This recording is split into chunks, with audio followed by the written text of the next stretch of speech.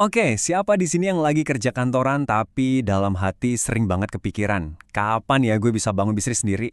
Pasti banyak kan? Nah, mimpi itu emang indah banget, tapi kenyataannya jalan dari karyawan jadi pengusaha itu wah penuh ranjau darat. Makanya, hari ini kita bakal bedah tuntas kesalahan-kesalahan fatal yang sering banget bikin mimpi itu jadi ambyar di tengah jalan. Coba deh, mungkin Anda lagi dengerin ini sambil natap layar komputer di kantor, terus pikiran mulai melayang, gimana ya rasanya jadi bos buat diri sendiri? Nggak ada yang nyuruh-nyuruh lagi. Nah, dorongan buat mandiri, buat bikin sesuatu yang benar-benar punya kita sendiri, itu emang kuat banget. Yuk kita gali lebih dalam, apa sih yang sebenarnya ada di balik mimpi indah itu? Oke, langkah pertama nih, kita harus hadapin kenyataan dulu. Soalnya, ada jurang yang dalam banget antara mimpi indahnya jadi pengusaha sama realita kerasnya di lapangan. Yuk, kita lihat bedanya sejauh apa.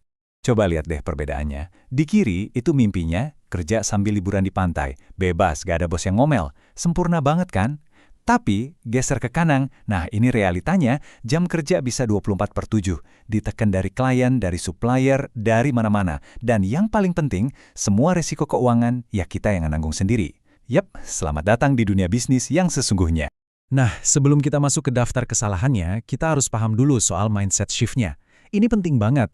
Jadi karyawan itu ibarat jalan di tol, lurus, aman, gajian tiap bulan udah pasti. Resiko, perusahaan yang nanggung. Tapi jadi pebisnis, wah itu kayak masuk hutan belantara. Jalannya berliku, pendapatan naik turun nggak jelas, dan semua resiko, dari yang kecil sampai yang gede, ada di pundak kita sendiri. Ini bukan cuma soal ganti kerjaan, ini soal ganti identitas total. Oke, sekarang kita masuk ke dagingnya. Ada 6 kesalahan fatal yang ibarat ranjau darat buat para karyawan yang mau loncat jadi pengusaha. Kita bakal bedah satu-satu, biar Anda semua bisa hati-hati dan nggak nyinjak ranjau yang sama. Kesalahan nomor 1, dan ini jujur aja paling sering terjadi, terlalu cepat resign. Gegabah gitu.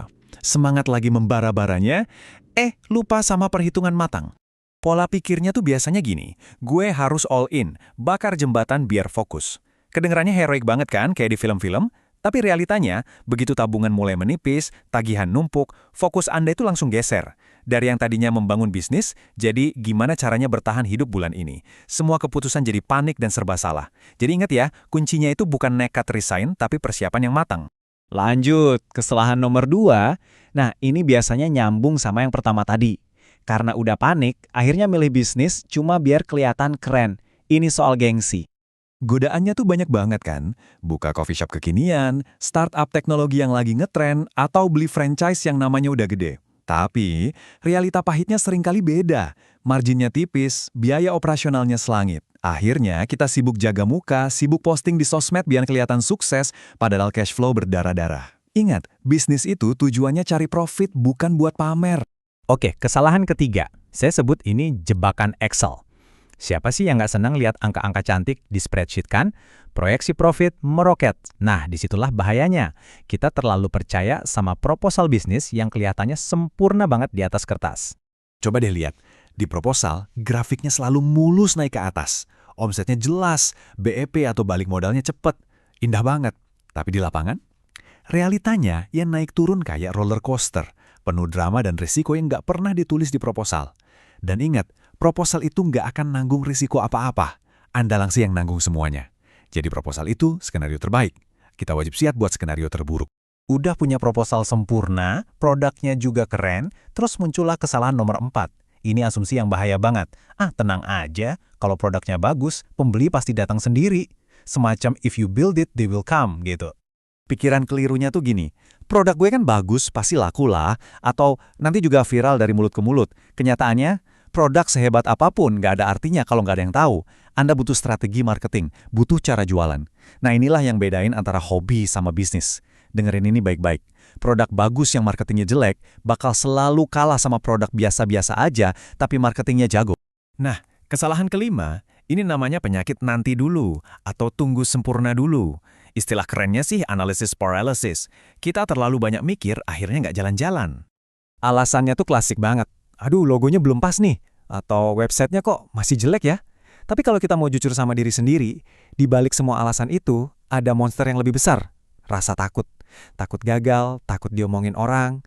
Padahal pelanggan pertama Anda itu nggak peduli logonya bagus atau jelek. Mereka cuma peduli satu hal. Masalah mereka, beres atau enggak. Jadi ingat ya, bisnis itu nggak harus sempurna buat mulai, tapi harus mulai buat bisa jadi sempurna. Dan inilah kesalahan keenam, yang kayaknya merangkum semua kesalahan sebelumnya. Loncat ke dunia bisnis tanpa roadmap, tanpa peta jalan. Ini sama aja kayak nekat terjun payung tapi nggak tahu cara buka parasutnya. Nah, kayak gini nih rasanya loncat tanpa rencana. Anda jadi ngangkang di antara dua dunia. Satu kaki masih di dunia karyawan, satu kaki udah nyoba masuk dunia bisnis. Hasilnya, dua-duanya nggak maksimal, nggak tenang.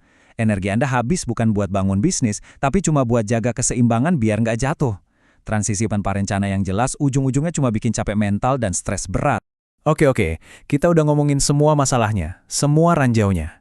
Pasti pertanyaannya sekarang, terus gimana dong cara yang benar? Tenang, ada solusinya. Sekarang, kita pindah ke bagian yang lebih positif, rencana transisi yang aman. Ini dia, 3 langkah simple tapi super penting. Pertama, jangan langsung beresign. Jadikan bisnis ini sebagai karir kedua Anda. Kenapa? Gaji tetap Anda itu adalah jaring pengaman terbaik yang Anda punya. Kedua, setelah jalan, fokus validasi 2 hal ini, cash flow sama repeat order. Ada nggak duit yang masuk secara konsisten? Pelanggan yang udah beli, mau beli lagi nggak?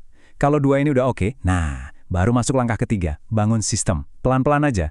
Yang penting konsisten, supaya bisnisnya bisa jalan sendiri tanpa Anda harus nongkrongin terus 24 jam. Sebagai penutup, ada satu hal penting banget yang harus kita luruskan.